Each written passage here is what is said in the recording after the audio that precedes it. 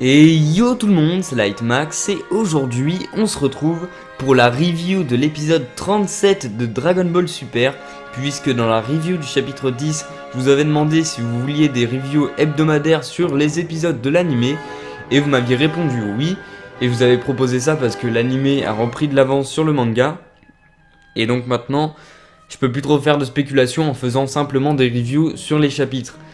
Et donc voilà, on se retrouve pour la review du chapitre 37, et restez bien jusqu'à la fin parce qu'il y aura une surprise, je vous avais promis un petit concept, ce sera expliqué en fin de vidéo. Alors l'épisode reprend tout de suite après la fin de l'épisode 36, Vegeta avait battu Magetta et avait détruit une bonne partie du ring, du coup Vados et Whis au début de l'épisode 37 l'ont refait, l'ont rebâti. Et on fait une surface de combat qui est vraiment très grande, ça n'a rien à voir avec ce qui était avant, pour que les combattants puissent se battre sans retenue. Ils ont aussi abandonné la règle du quand tu touches l'abri, t'as perdu, pour que les combats puissent se faire pleinement. Et donc maintenant c'est quasiment impossible de tomber hors du ring, ou alors il faut vraiment être mauvais. Et donc vous allez voir plus tard que dans l'épisode, c'est vraiment une bonne chose et que ça servira bien en combat. Donc le combat justement, étant donné que Vegeta a gagné son deuxième combat consécutif, c'est au tour de Kiabe d'affronter Vegeta. Donc il y a un petit affrontement au début qui est vraiment sympathique entre Vegeta normal et Kiabe normal. Ils sont à peu près de même niveau, Kiabe fait même un canon Karik. Est-ce que c'est parce qu'il peut copier les techniques de ses adversaires, ou est-ce que c'est parce que c'est un Saiyan et qu'il maîtrise cette technique? Je sais pas. Mais en tout cas, c'est vraiment stylé. Et puis, Kiabe, même avec ses tout petits muscles, on dirait moi d'ailleurs, arrive à tenir tête à Vegeta. Donc Vegeta conclut vite qu'il doit se transformer en Super Saiyan pour prendre l'avantage. Et donc Kiabe lui dit s'il te plaît, est-ce que tu pourrais m'apprendre à me transformer en Super Saiyan? Je suis vraiment pas bon, je sais pas comment on fait. Et Vegeta s'énerve et dit que c'est impardonnable que les Saiyans de l'univers 6 ne puissent pas se transformer et surtout qu'il se mette à genoux ou qu'il supplie son adversaire de l'entraîner pendant un combat. Et donc Vegeta s'énerve, il frappe Kiabe avec plusieurs enchaînements, et il jongle avec lui littéralement, comme quand tu jongles avec un ballon de foot, il jonglait avec lui avec le pied en l'envoyant à 10 mètres au-dessus des airs. Et ça a été permis grâce à l'annulation de la règle de sortie de ring quand on touche l'abri. Sinon, Vegeta n'aurait pas fait ça. Et donc Vegeta met des coups de poing, des coups de pied et tout ça à Kiabe, et il l'insulte et lui dit que c'est vraiment un minable qui va aller massacrer sa planète, sa famille, son peuple. Et donc là, Kiabe se transforme en Super Saiyan, et en fait c'était un vrai stratagème de Vegeta. Tout le monde y avait été tombé dedans, mais en fait voilà, c'était un stratagème de Vegeta. Il a éveillé la colère de Kiabe pour qu'il se transforme en Super Saiyan.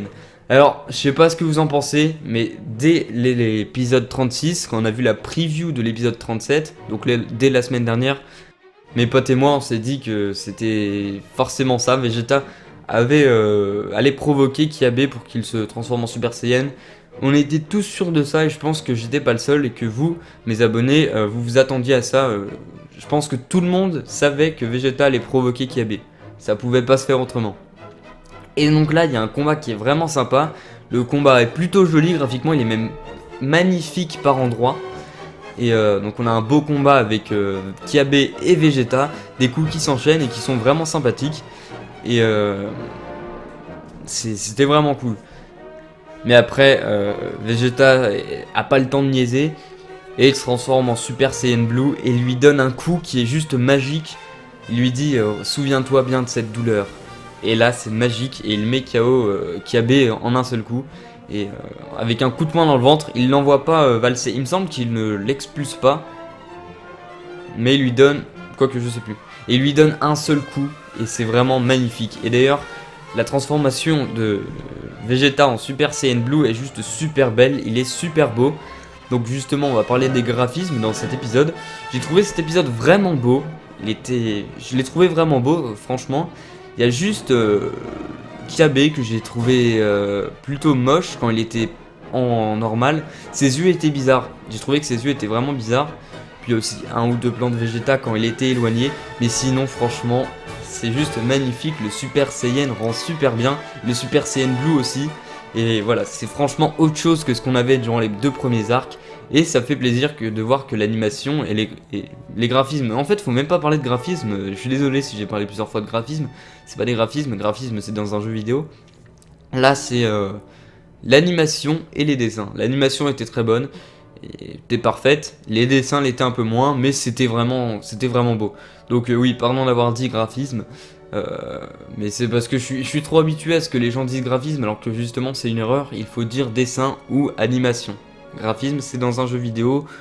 Bref, on va maintenant passer à la preview de l'épisode 38, où on voit Hit, puisque c'est le dernier combattant de l'univers 6, affronter Vegeta.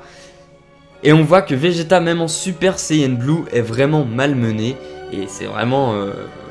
voilà, c'est vraiment énorme. Goku, parce que c'est lui qui fait le résumé de la preview, enfin c'est lui qui parle quoi, disait oh, on n'arrive pas à anticiper et on n'arrive même pas à voir les coups de Hit. Et effectivement, c'est impressionnant dans la preview. Je peux pas vous montrer d'extrait, mais ça se trouve facilement sur YouTube. Vous mettez Dragon Ball Super preview épisode 38.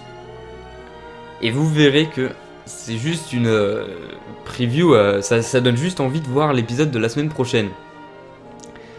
Et donc je vais faire une petite parenthèse sur un spoil, mais je la ferai plus tard. Donc là on va tout de suite parler de la surprise que je vous avais promis. Et bien maintenant que je fais des reviews, j'ai envie de regarder, j'ai envie de partager du temps avec mes abonnés, de passer du temps avec mes abonnés, et je vais regarder chaque épisode avec un abonné. Et oui, personne le fait dans YouTube Game Manga, enfin je pense que personne le fait, et même si quelqu'un d'autre le fait c'est pas grave, mais j'ai vraiment envie de passer du temps avec ma communauté, et donc voilà, je vais, à chaque épisode, je vais le regarder avec un abonné. Je pense pas faire la review avec lui, parce que ce serait trop galère, et ce serait pas professionnel, le résultat serait pas forcément top, la vidéo serait pas forcément de bonne qualité, mais j'ai envie de regarder chaque épisode avec vous. Donc ce qu'on va faire, c'est que vous allez mettre dans les commentaires je participe, et la semaine prochaine, dans la review de l'épisode 38, j'annonce le gagnant. Et celui-ci regardera l'épisode d'après, donc l'épisode 39 avec moi. Vous avez compris? Vous mettez je participe, j'annonce le gagnant la semaine d'après, pour regarder l'épisode de la semaine d'après. Et voilà, on fera ça toutes les semaines, et voilà, on s'arrangera après par message privé, tout ça, pour pouvoir se faire un Skype, tout ça, regarder en fonction des horaires des autres, tout ça. Et donc voilà, aussi, je disais que dans les reviews du chapitre 10, quand je parlais de ce projet de review hebdomadaire, je disais que j'allais peut-être pas pouvoir les sortir tôt, mais en même temps c'est normal, là ça va être encore plus le cas, étant donné que je vais pas regarder l'épisode seulement en fonction de moi, mais aussi en fonction des abonnés. Et donc du coup voilà, c'est possible que la review, au lieu de sortir le lundi ou le mardi, elle sortira le dimanche, enfin le dimanche de la semaine d'après quoi. Si la review sort pas le lundi ou le mardi, c'est possible qu'elle sorte le jeudi. Et donc voilà, mais c'est pas grave, j'aurais passé du temps avec la communauté, et c'est important, je pense que c'est important, qu'il n'y a pas assez de youtubeurs qui font ça. Et d'ailleurs, quand je vois des youtubeurs qui ont 1000 abonnés et qui répondent même pas à tous les commentaires, je trouve ça vraiment stupide. Vous demandez aux gens c'est un petit coup de gueule que je fais, désolé. Vous demandez aux gens de participer et puis vous leur répondez pas quoi. C'est un peu con. C'est comme si j'appelais quelqu'un au téléphone, qui me répondait, qui me faisait allô, et puis que je lui parlais plus. Ça a aucun intérêt. Et donc voilà. Je réponds à la plupart des commentaires. 99%, des fois ça peut arriver que j'en vois pas, ou alors quand c'est un débat sur Broly, là je m'en vais, mais sinon voilà, je réponds à tous les commentaires, donc je profite pour faire un peu de pub. Et donc on va maintenant parler du spoil qui a été publié dans le Sakyo Jump.